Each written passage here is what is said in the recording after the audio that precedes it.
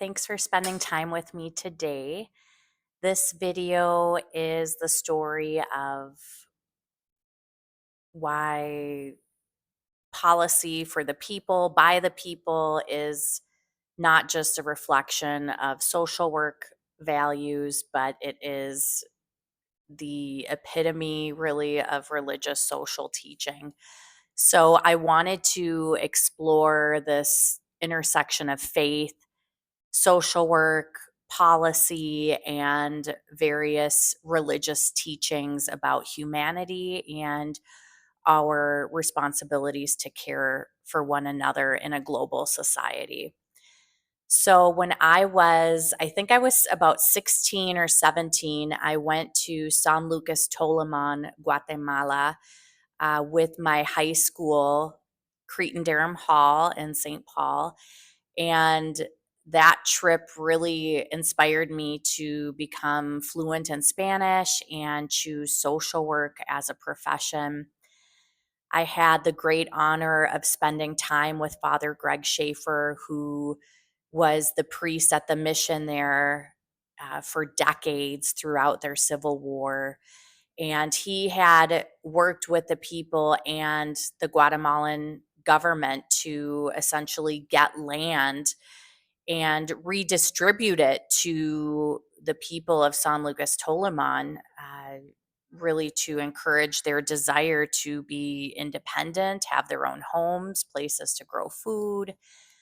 And, he was just sort of this powerhouse of social justice and really creating these mechanisms for people to live justly. And, turn the clock and I forward. And for my 40th birthday this year, I went to Guatemala. I went back to the mission. It was really a sort of this full circle moment for me. And I was able to spend time with a Catholic sister and her group that was from a college in Wisconsin.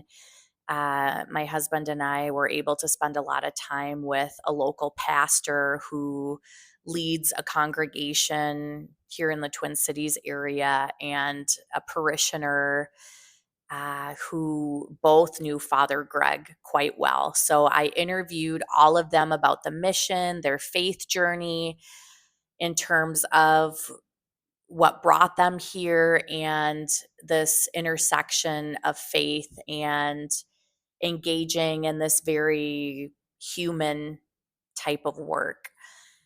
And I also include some personal narrative, a video of Father Greg talking about how he views human rights, and a video of his funeral and life celebration in San Lucas Toliman. So thank you so much for watching this and being a part of this international social work journey. Thank you. Likeness, because everything we're involved in is based on what we might call the five basic rights of human beings. And those rights come from the reality that we are made to the image and likeness of God Creator. And those rights are to food. And so rather than just trying to give food, we want to get involved in people being able to live their culture, and so they produce their own food. And so the opportunity for people to do that, and we want to help people buy land. They've made that very clear to us in various and sundry ways, and so we struggle with it. And then secondly, people have to have the right to shelter, to protect themselves against the elements, and to being able to live with dignity. And so we've been involved in building houses. But not only building houses, but help people get land of their own on which they can build a house and have all of the things that a house has to have. That's going to be water, that's going to be electricity, that's going to have a road to it or available so it's close at hand. And a little space for the children, as well as space for the family in the house. And then it's got to be more than just a shack. There's got to be a house that a person can be proud to live in. Instead of just building the houses, bringing in professionals, etc., to do that, within a community, we'd like to have the young people learn the different trades needed so that an adequate house can be built. And so we've been involved in that at all times, not only with young people who want to learn and then become part of an apprenticeship program in stonemasonry, carpentry, plumbing, electricity, welding, stone cutting, etc. But also we've given opportunity to the kids who've run into problems with drugs and alcohol abuse as well as gangs. And you got a way out if you want to give it a try. And so, we're very pleased that many of the people have responded positively to this. But this is all part of the building of shelter within a community and then trying to get the needs of the community to be realized or addressed. And then there's the need we have and the right we have to educate. That is to grow. I like the way it was put the other day by someone, grow in critical thinking. And that's what we would really want to, or education for the sake of education. Now, we're directly involved in elementary school, and we will stay with that. Indirectly with secondary school, but primarily with elementary, because our focus is not only education, but constant improvement, so that teachers have an opportunity to grow and become better and better all the time. And so it is with our education. And they're primary, but constantly the emphasis is grow in quality of education. We here in Guatemala have a long way to go, and so we'll face that and understand that reality and work with it. Secondly, that'd be fourthly, now we need medical care. We have a right to that, so we can be strong, and then we can be what God has made us to be, to His own image and likeness. And then, last of all, work. And so work, because that is an opportunity to use our gifts and talents given us by the Creator to work with the Creator in the continuation of creation. And so our struggle. Now, I like to add one more to that, and that is we have a right to worship the Creator within our own cultural milieu. And I think that here we're blessed because the Mayan theology and Christian theology do so well walking hand in hand. And so we are able to work with that. Time to chat, and it means a lot. And I think, Dan, I can speak on your behalf, but we've had a great time just spending time with you and getting to know you. And it's kind of cool. I feel like the timing of us coming here was just like awesome. really cool with Arch, like being able to meet him and just all these different people, and especially just learning more about your connections to the mission. Would you mind just kind of introducing yourselves and telling us how you were connected initially with the mission? Sure. My name is TJ Anderson, and I got connected to the mission by a fluke. We were actually doing some stuff in Nicaragua, and there were some things that didn't really work out, and we were. It was a great experience. We learned a lot in Nicaragua, but when we came here, because of that, it didn't turn out. But the problem that we faced in Nicaragua is you went and saw people in their situation, but you didn't do anything with it. And so we came here, and so the first part of my time with Father Greg at the time, who was heading it up, began to talk about how to take time to hear people's heartfelt need and what's really going on in their lives, and then responding to them. And all of a sudden, for me, something woke up, and it was like, this is important. It's not just enough to know about the situation and kind of pat someone on the back or take pictures of their situation and go home and say, hey, I had a great trip. But it was all of a sudden now I can engage. And then once I learned you hear the heartfelt need and then respond to it, we had a variety of ways we could engage. And then I started to drag people along with me, because what we wanted to do is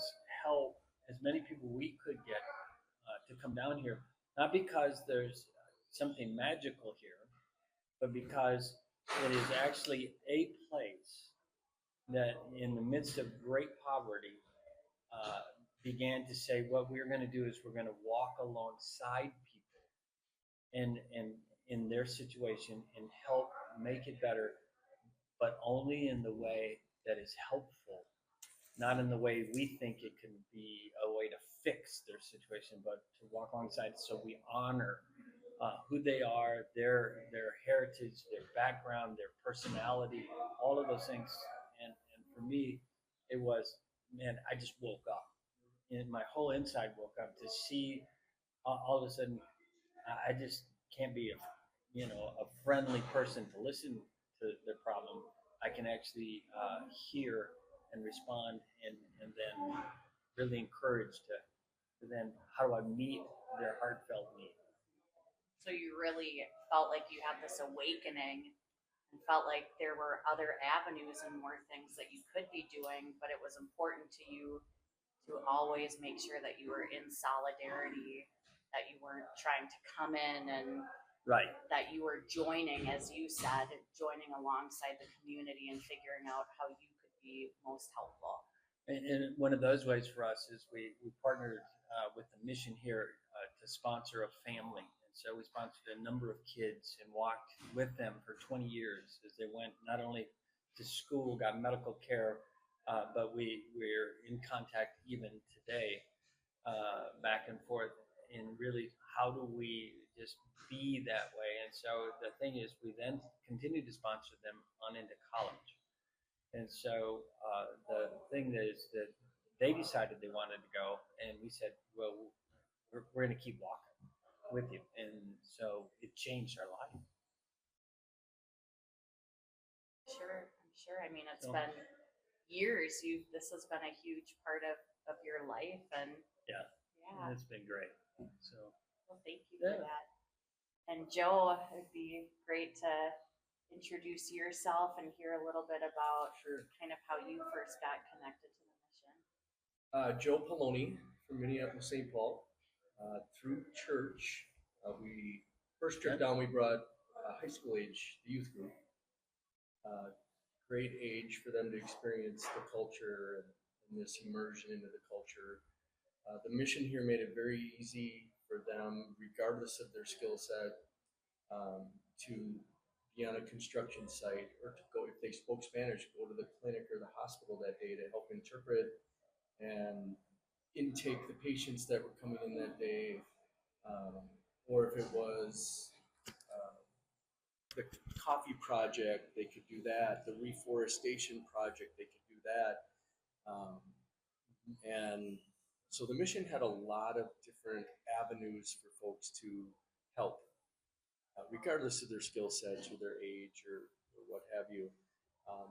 And then when you would find, when you were here, that a lot of the folks here related to each other. So if we were working on a home for a deserving family, we found out at some point in time that trip that the person serving us lunch at the mission each day or dinner, making the meals for us, was actually their cousin or something of that nature. So then we'd go to the main square at night. There might be a basketball game going on, and then you would see them out in public with their family, and they'd introduce you, and so you really could get this immersion experience as well. And Father Greg was here so long that the community here, even though it's 20,000 people, they knew you were here to help. We, were coming on the tail end. We came in the late 90s, early 2000s originally, and Greg had been here since the 60s.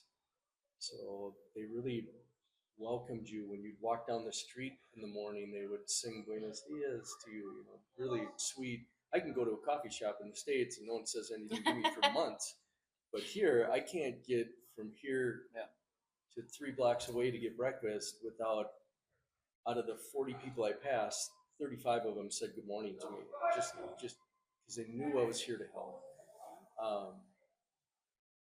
And for me, I have a background in construction, so I was able to just leave that in the States. So when I came here, like TJ mentioned, just coming alongside them, learning how they were building the brick homes they were building, or how they were excavating the land to build the home or the clinic or the school or the church that we were working on. I had to just leave my experience, my skill set, my paradigm of construction, and just lean into it a little bit here, and just all of a sudden TJ be like, "Where'd Joe go?" And I've got the wheelbarrow, and I'm getting little kids in the community wheelbarrow rides instead of using it to move the material we needed to move. It's like he's not even working today; he's taking the rest of the day off. He's giving wheelbarrow rides. So it was more of that joy-filled experience, more so than anything I was bringing with my talents. I was giving them my time and talent and resources. You know, we would bring clothes down for the parish and the community. We would bring coffee back with us from the coffee program here, and we would fundraise and use those resources to bring other kids back. And fund projects. We built a home. We built homes.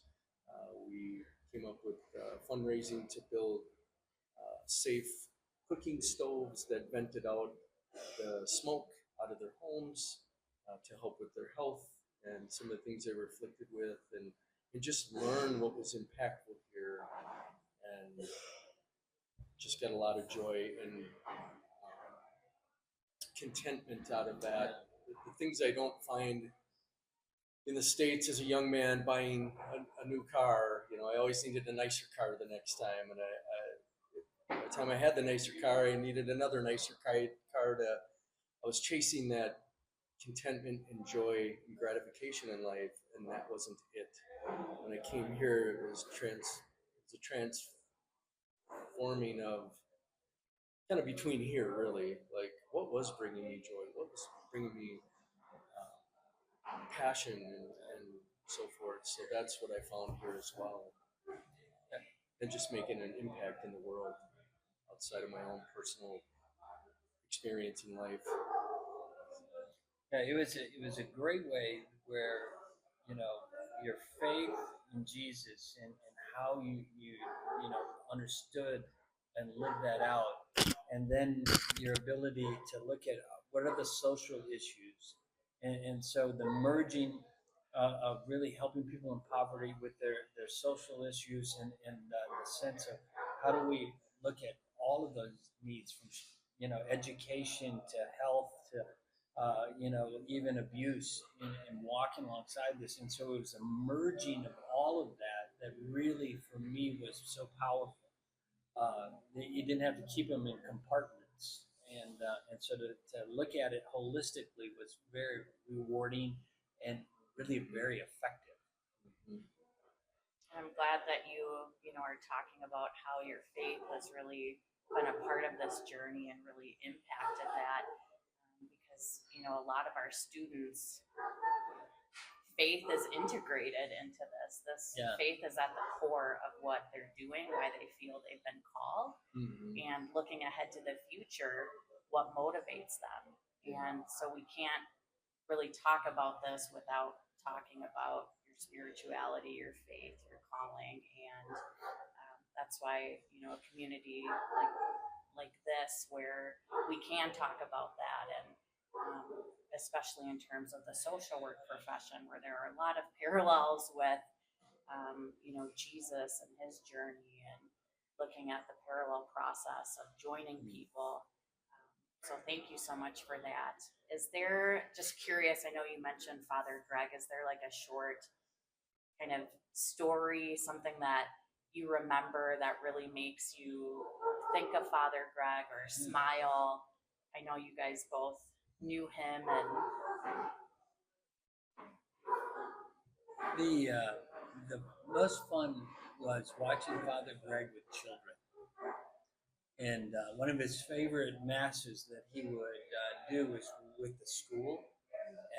And so, in the younger kids, he'd pick up and carry, and he knew them by name, and how they fit in, where the family. And so, what he did is, he not only was great with people, he took time to know them and he would just spend face to face talking, and just letting the children to the very old know that he knows them and that he's invested in who they are as a person.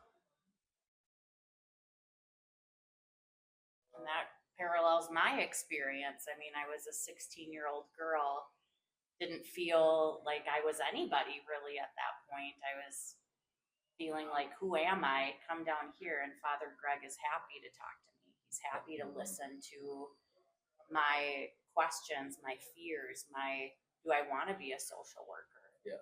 Do I, and he laughed. He said, that's a great question. You should really ask yourself that. You should Right. know what a social worker does because you will need to be committed to that.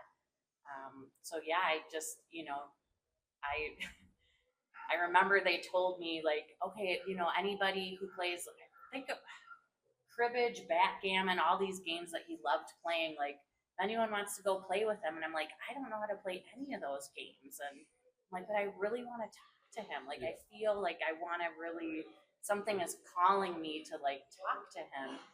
And I said, I'm so sorry. I don't know how to play these games. I just wanted to like come talk to you. And I just saw him like smile. And yeah, I still remember that conversation and just how much it impacted me. Yeah. He was about interpersonal relationships. He was good at it.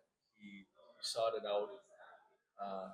He had he was a dreamer and had big plans and big operations going down here and really moving the needle on this community's plight. But he would meet you as an individual, get to know you, want to get to know you. Um, One thing he would do once in a while, he would grab me in the evening, be like, "Come on, Monday Night Football's on."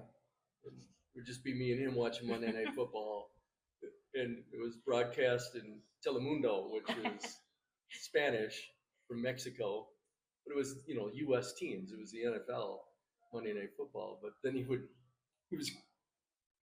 translate, but only when needed. He would just sit and be quiet and watch the game and grouse about a bad play or a bad call or whatever. But he would just want to be quiet and spend time with you and enjoy something together. We didn't need to be moving earth, and building things or anything like that. We had already shared a meal that night, and now we were going to just sit down and relax and enjoy each other's company. So that was a big part of it. Well, thank you guys so much. It's just truly a pleasure to meet you and have this time with you.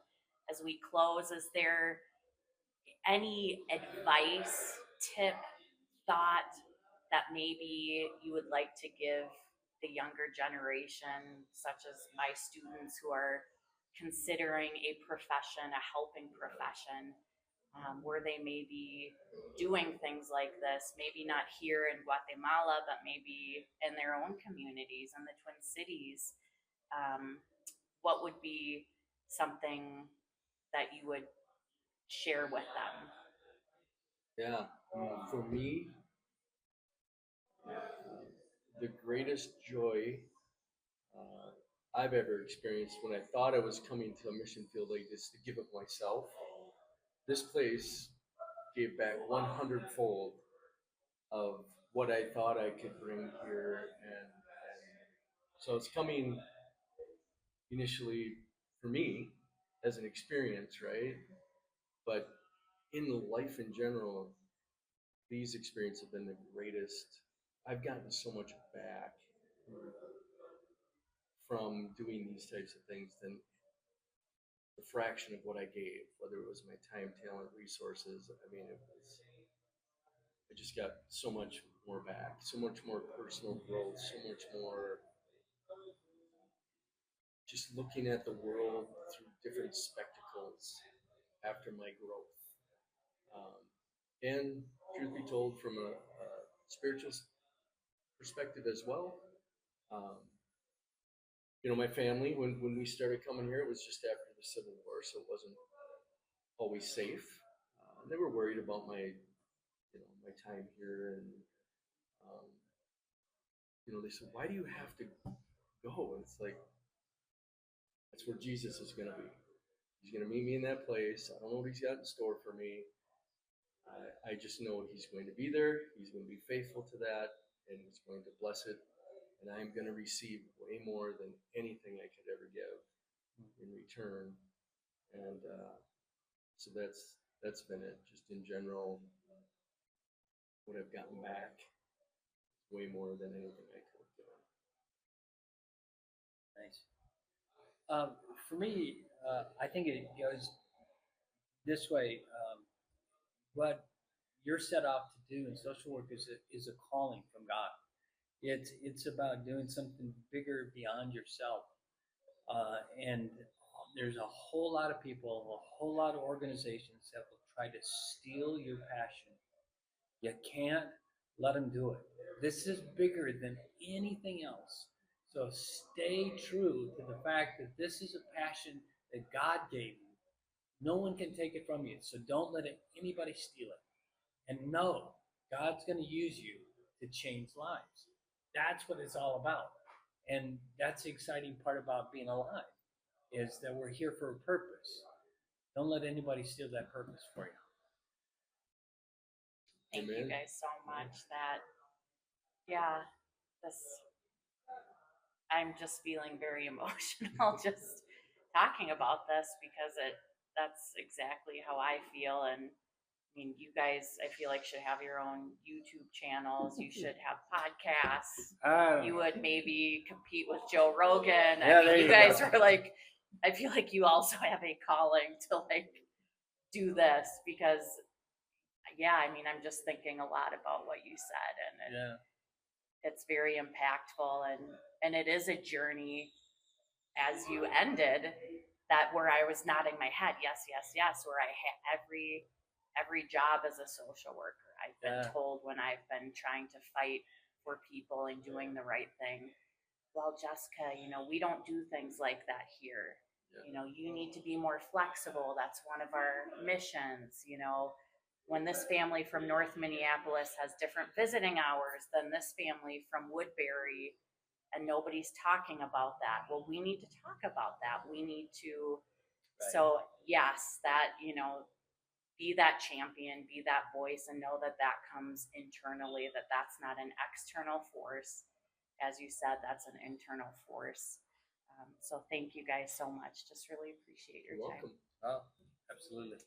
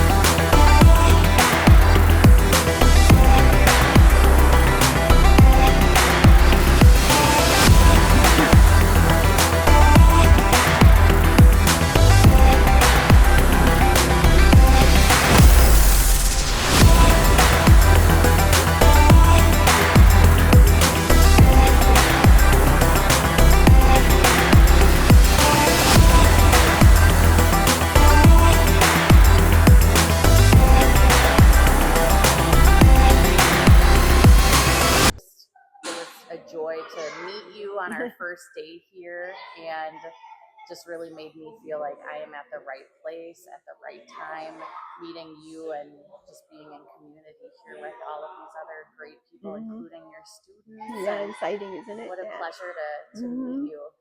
Would you mind just introducing yourself and what brought you to the mission? Okay, so my name is Sister Laura Zelton, and I am a sister of St. Francis of the Holy Cross from Green Bay, Wisconsin. I am the Catholic campus minister at the University of Wisconsin, Green Bay, for the Diocese of Green Bay. And so I brought 9 students and our chaplain, Father Kevin Ripley, here for a mission experience. So the reason why we came is last year we went to Seek, which is this great big Catholic rally for college students, like 20,000 Catholic college students. And it's wonderful and it's a great experience. And it really helps students grow in their faith, in their Catholic faith.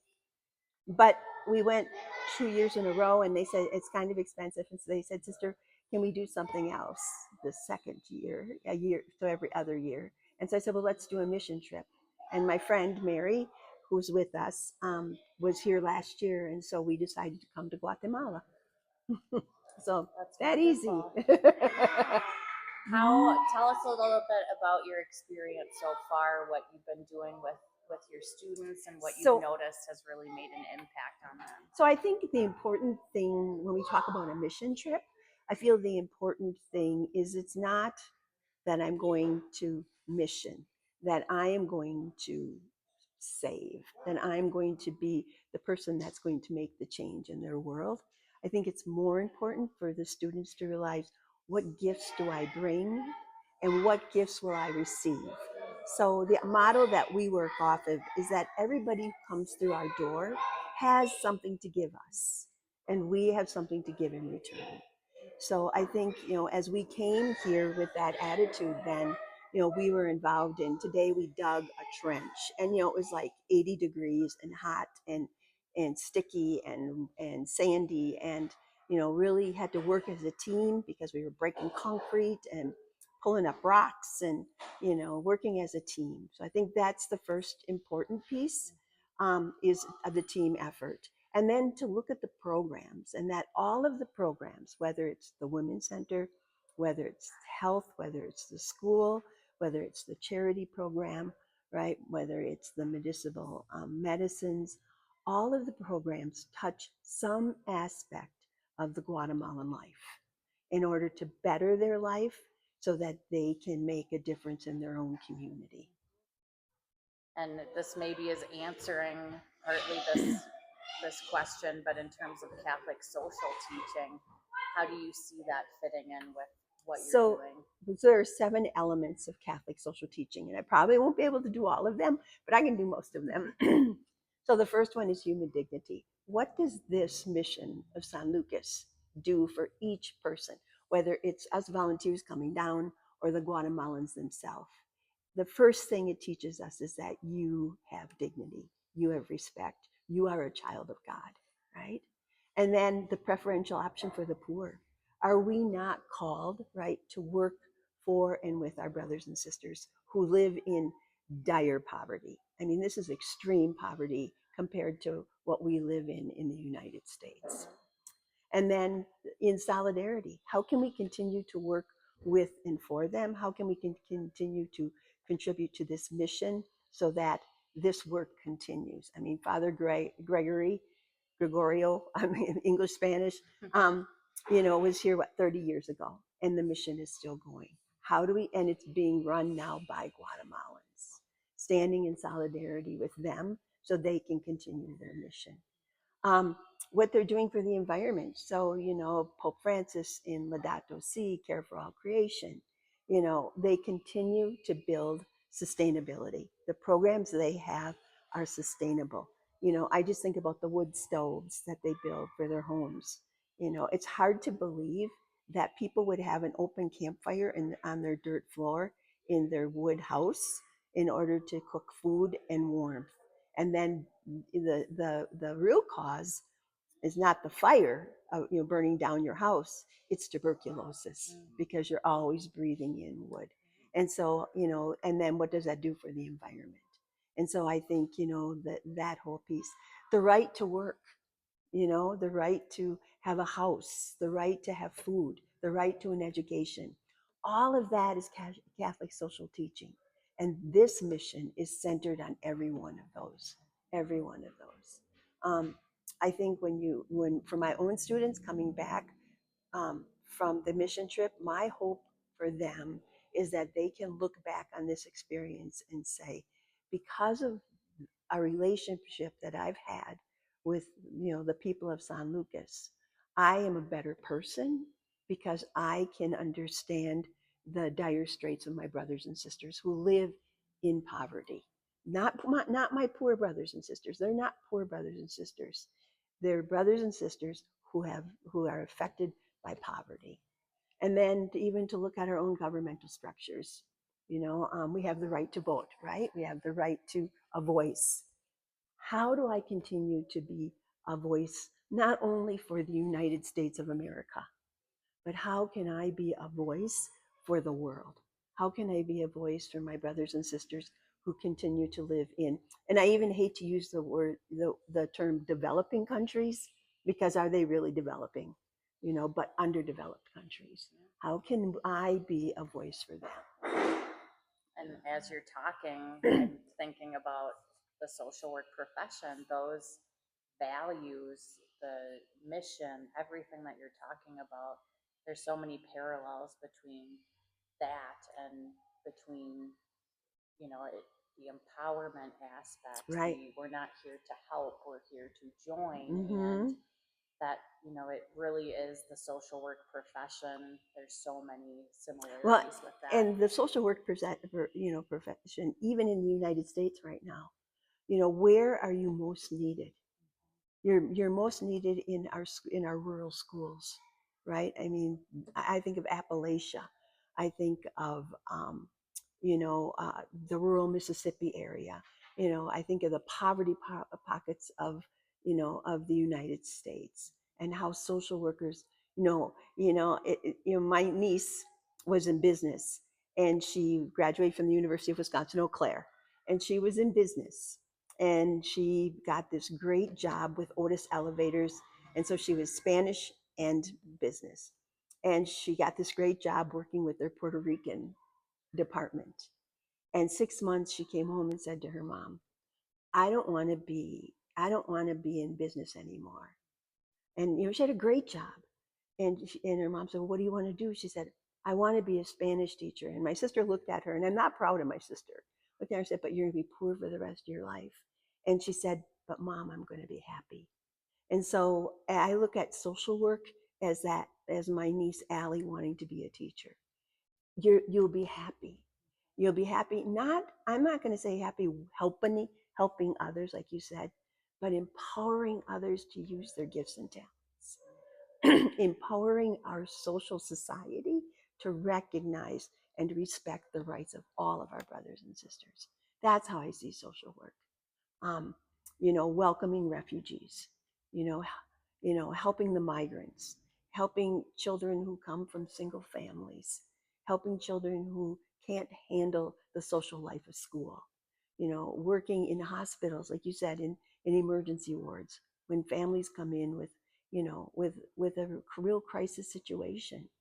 Or, I think about my own religious sisters who are on Medicaid and Medicare, and the social worker that helps us try and navigate that system, which is so complicated. And so, yes, we can go to foreign countries and be able to experience the gift of the culture here, but how do we appreciate and empower our own culture?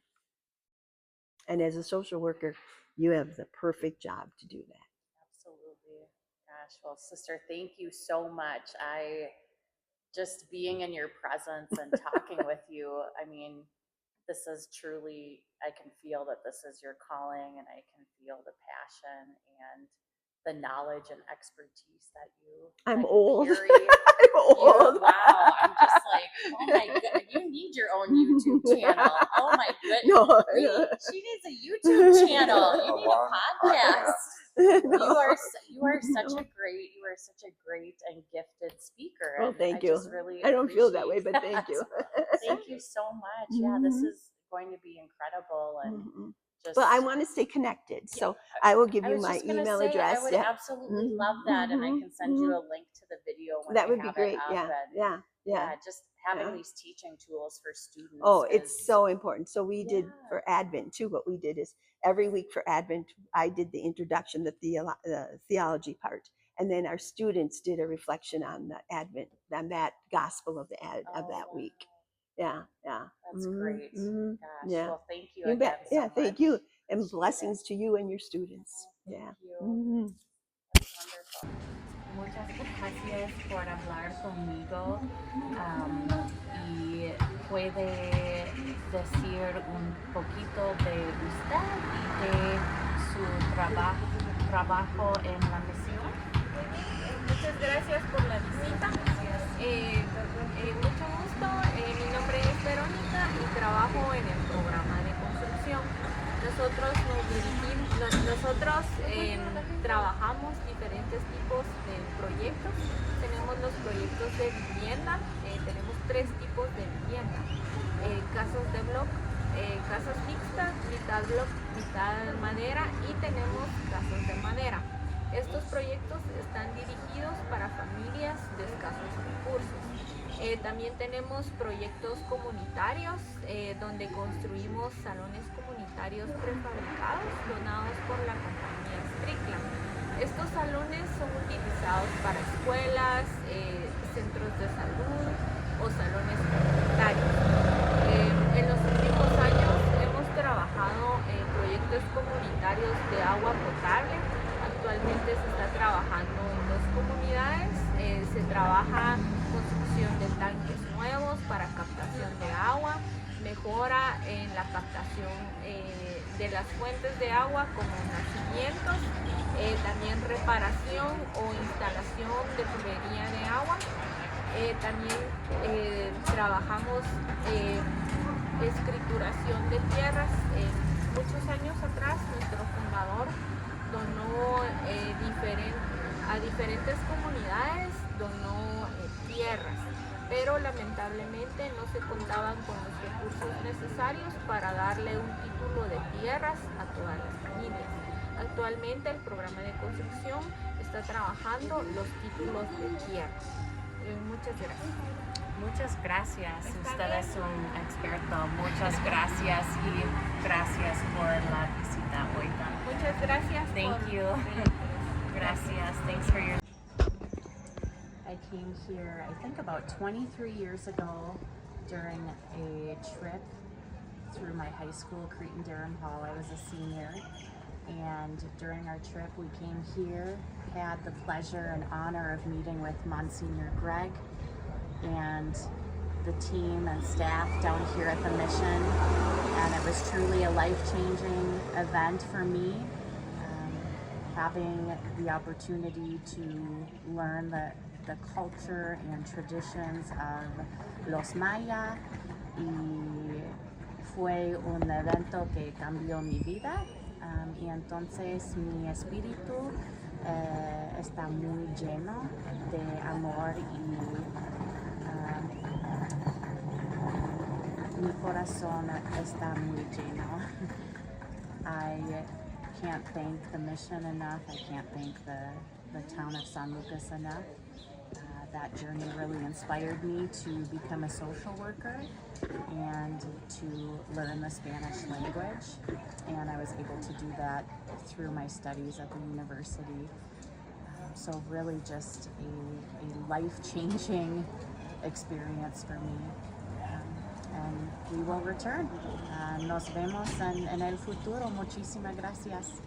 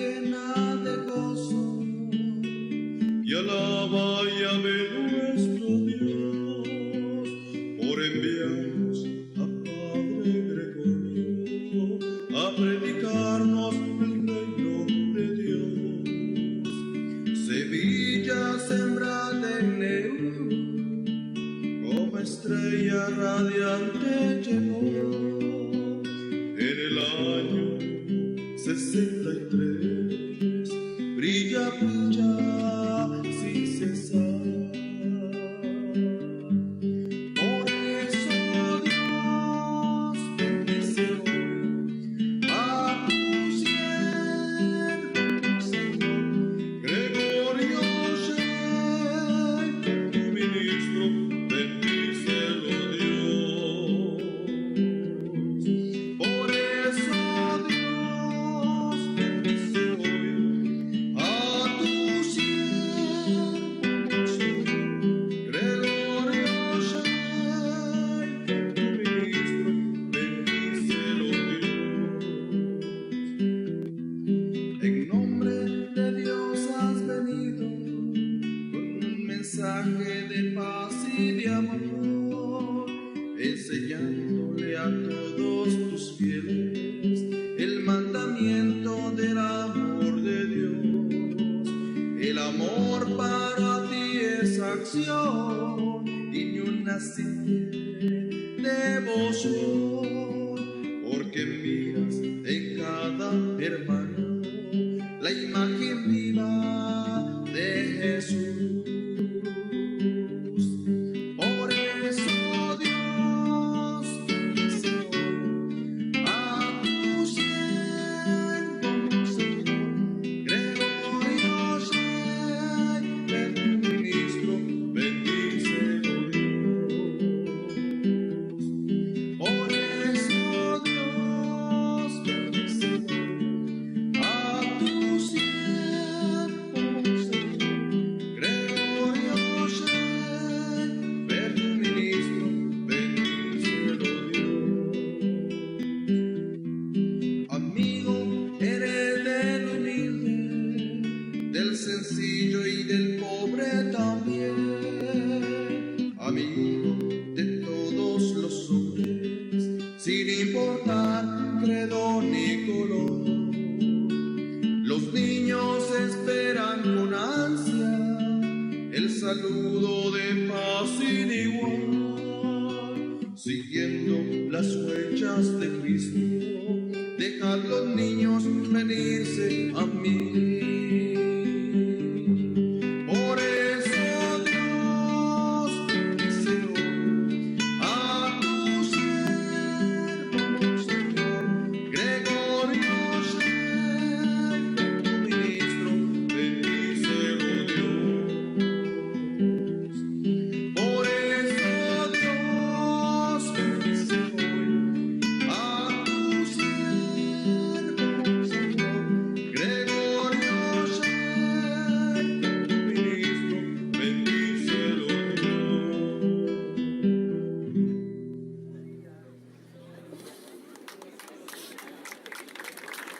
Fuerte los aplausos para Monseñor Gregorio Schaffer.